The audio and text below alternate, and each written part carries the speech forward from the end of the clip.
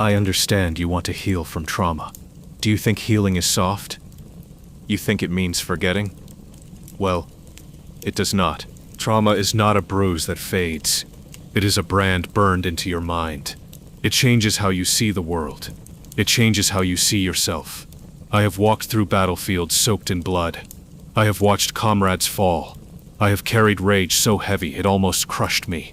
If you are waiting for the pain to disappear on its own, it will not. You have to fight for your healing, the same way you fight to survive. Listen to me. The first method to overcome your trauma is to accept that it happened. Denial is a shield made of glass. It feels protective, but it shatters under pressure. You cannot heal from something you refuse to acknowledge. Many try to pretend the past was not that bad. They say it did not affect them, yet their anger leaks out in small moments. Their fear shows up in quiet decisions. I tried to bury memories of betrayal and loss under constant battle. I told myself I did not care, but the nightmares returned every time I closed my eyes. Acceptance is not weakness. It is facing the wound directly. If you were betrayed, say it.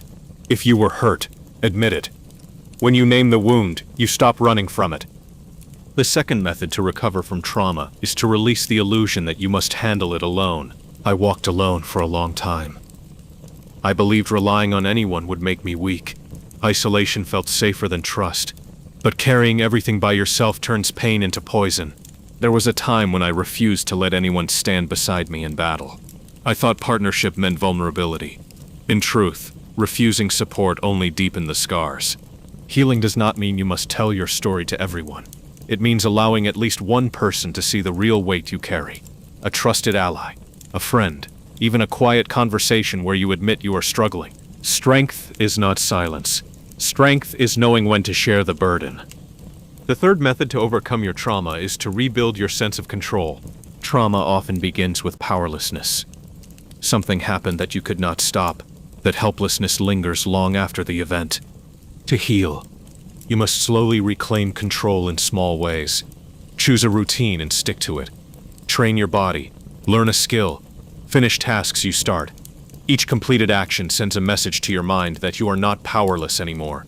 When everything in my world collapsed, I focused on sharpening my sword, strengthening my body, mastering my craft. Every swing was proof that I still had agency. Control begins with small victories repeated daily. The fourth way to recover from trauma is to confront the anger, instead of letting it control you. Rage can feel powerful. It fuels you. It keeps you moving when exhaustion sets in. But uncontrolled anger will burn everything around you. There were moments when my fury blinded me. I struck without thinking. I pushed away those who tried to help. The anger that protected me also isolated me. Instead of suppressing rage, examine it. Ask what it is protecting.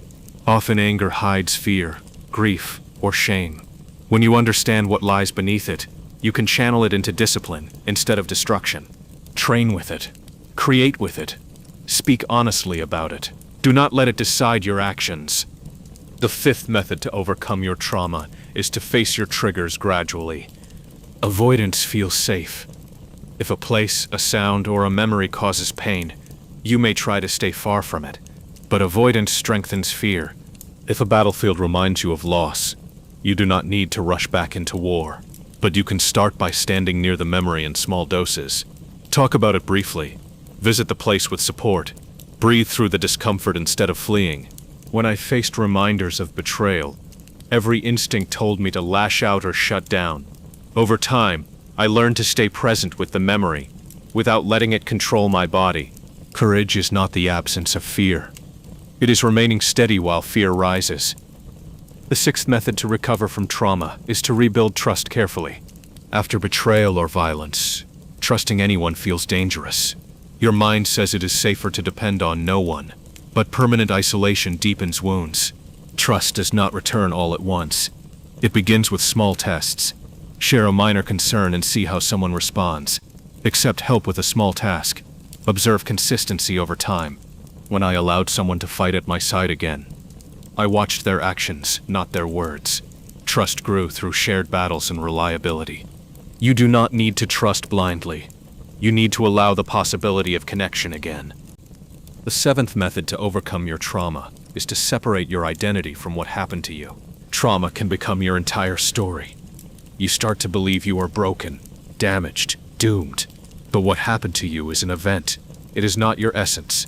I could have defined myself solely by betrayal and loss. I could have become nothing more than revenge. But identity built on pain alone is unstable. You are more than the worst thing that happened to you. You are your choices today. You are your discipline. You are your willingness to rise again.